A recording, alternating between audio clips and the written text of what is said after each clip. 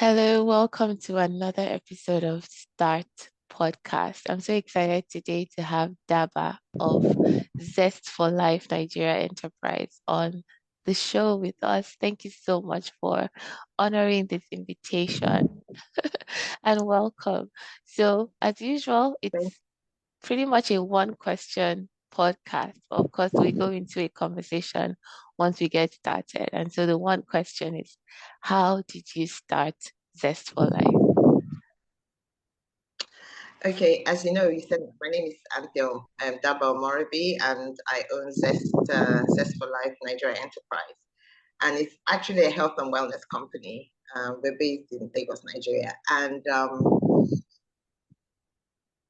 when I started, the name came up for my personality. I am full of zest, and I felt like, if I'm going to create a product, that product to have that kind of life in it.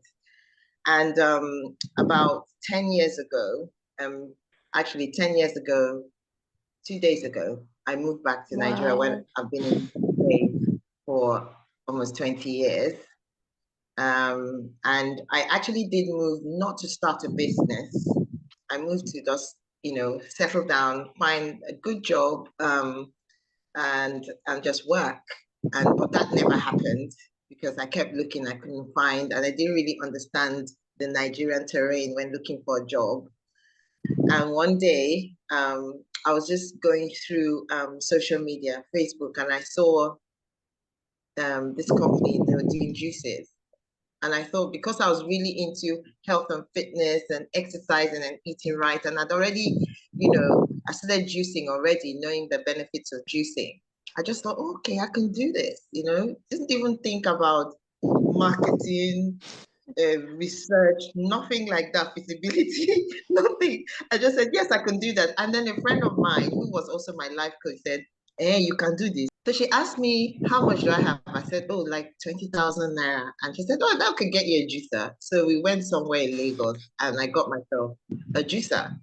And I started thinking, oh, where am I going to get the fruits? They were like malams selling fruits all over, like in their wheelbarrow.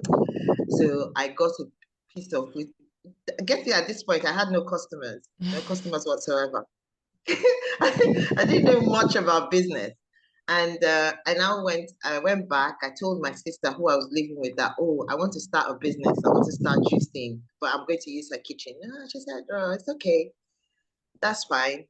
And then I spoke to I hadn't registered a business, but I had an account officer who said, oh, hey, you want to start a business? Come and open a business account. I said, She said, but you need a company. I said, okay. She said, don't worry, we'll register a company for you. So she did all of that, opened the bank account, and but I still had no customers. And then she said, okay, why don't you come and I can buy you? She said, oh, she'll buy the juices from me.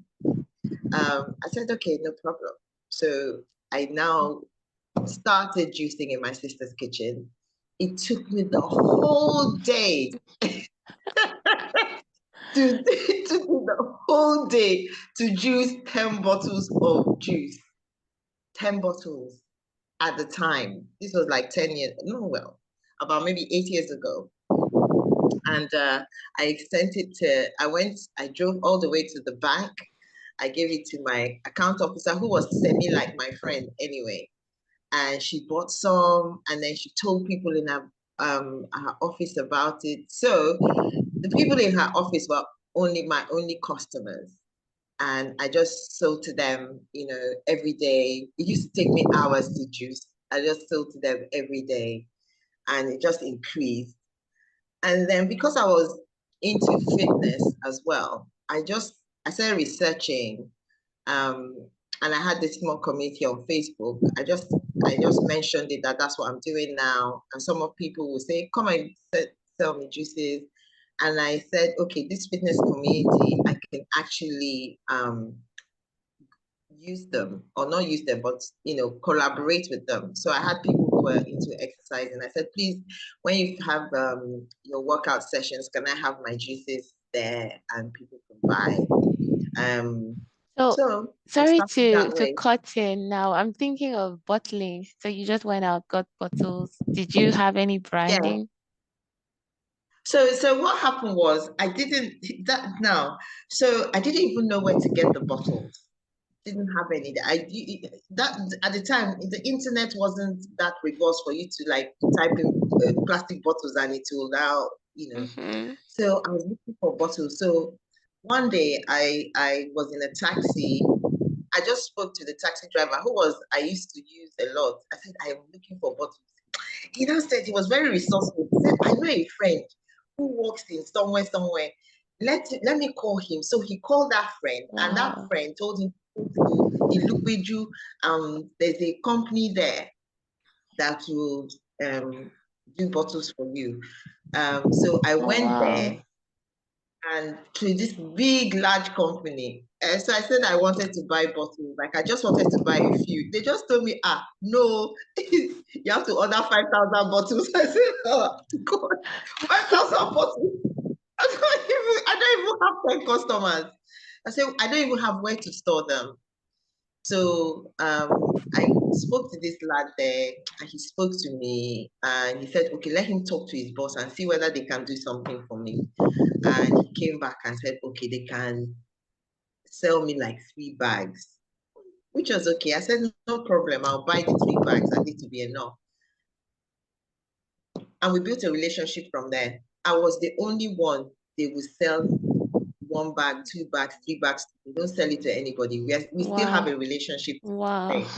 That's Wow. how I found my boss, and that's how I started, doing. Then I looked for people who do the printing. I asked people, they came, design. Canva was not in existence that time, so Mm-hmm. just I relied on them with their nonsense graphics, and because I didn't have an idea, yeah, I just knew the colors I wanted. I knew. But one day I was this Facebook community, and this lady said, they just came up and said, if you want your logo designed, someone here can help you do it. So I just said, yes, I want the logo design. And she just asked me, what is um your business name and Branding. everything? I told brand name. I told her, and she came up with this beautiful logo that I'm still using till today. Yeah, I've seen Um, your logo. It's yeah, really nice. yeah, the beautiful logo that I'm still using. There's a bit of, but that logo is cheap. There's some things I cut off. So it used to be zesty juice, but I cut it off the juice and just use zesty because zesty is bigger than just juice, right? Yeah. So Wow. yeah, so that's how we came. And then I just going from here to there. And then one day, my one of someone I used to sell juices to sent me a message and said, I think you should do this course. I said, I looked at it, it was a business course. She said, apply. I applied and I got in. And that Wow. was my way into the business community and understanding. And then I just started having like um understanding about business, and that's how I started learning about business and what I needed to do and how I needed to grow my business and all of that. So and we just started doing that little by little, growing, little, growing until we're here today. We are in supermarkets, we are in eateries in Nigeria, in Lagos. I have a big customer base. Um, my social media is not bad. I get customers from all over. I do events now. Um, yeah, we're looking at expanding into other areas. So not just juicing. I concentrate Okay. on juicing. I don't. People always ask me, "Don't you do salads?" No. Let me just concentrate on the one that I Yeah. know, and then I can build from there. Yeah. So that's where we Interesting. started. Yeah, so I mean, I have questions. I'm wondering, so do you now have a factory?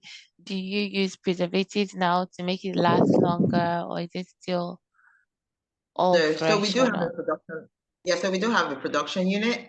We have a base, so we call it a mini factory. I won't say it's like a huge factory, but somewhere where we produce our bottles. We do at least we do about 500 to 600 bottles a day.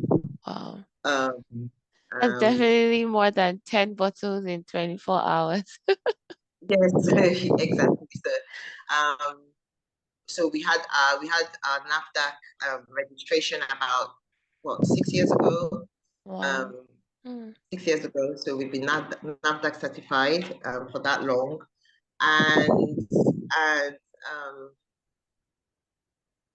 yeah. So yeah. So that's it really. Yeah. Um, Yeah, I was just curious and about the preservation because we still don't use preservation. We mhm, don't use preservation.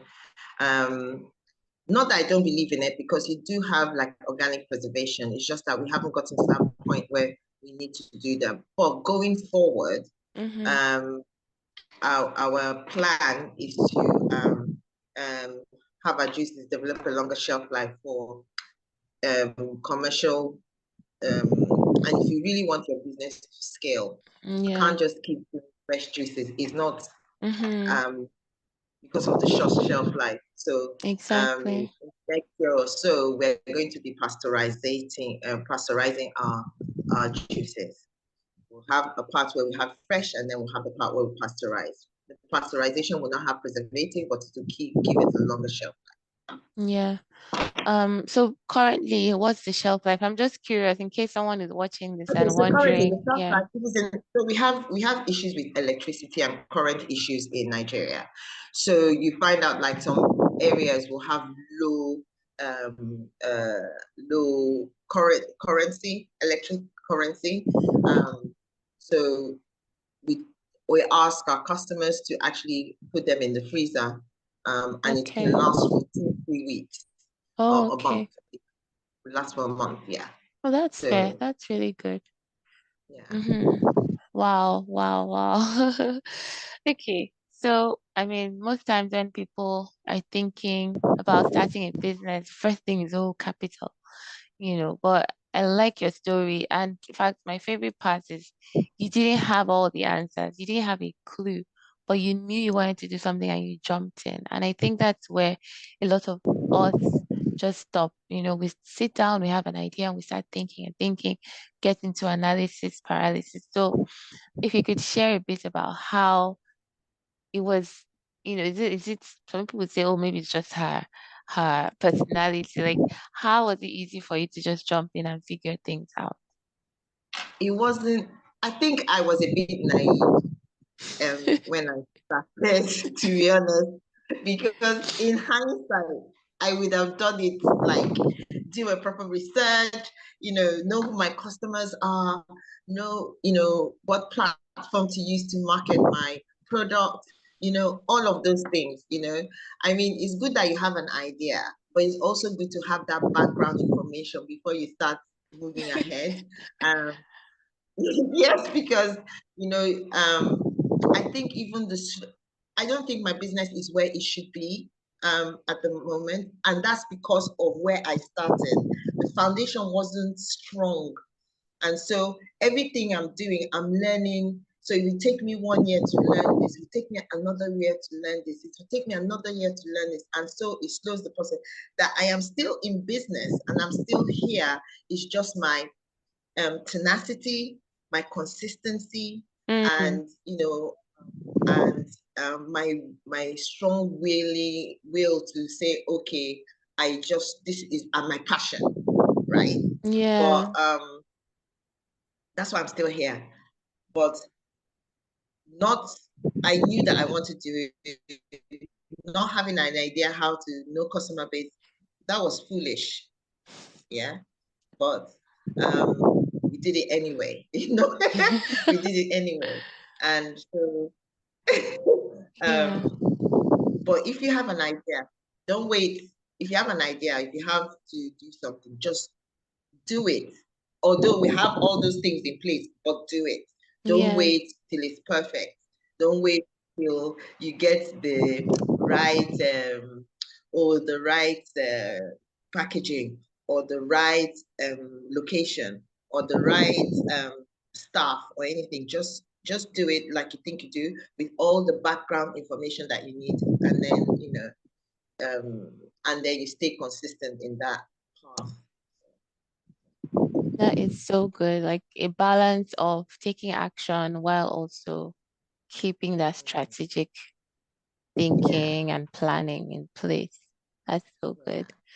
Wow. Thank you so much. Thank you for coming and sharing your story of how you started. I hope someone listens and is encouraged to jump in and start, which is what this podcast is all about. And I wish you every success going forward in your pursuits with Zest4Life. I mean, just thinking about the brand and the name, I see how it can expand into so much more, so much more. I mean, if you want to go into mental health or just Any something mental else. health, go to into skincare. If you want to go into, you know, Yeah.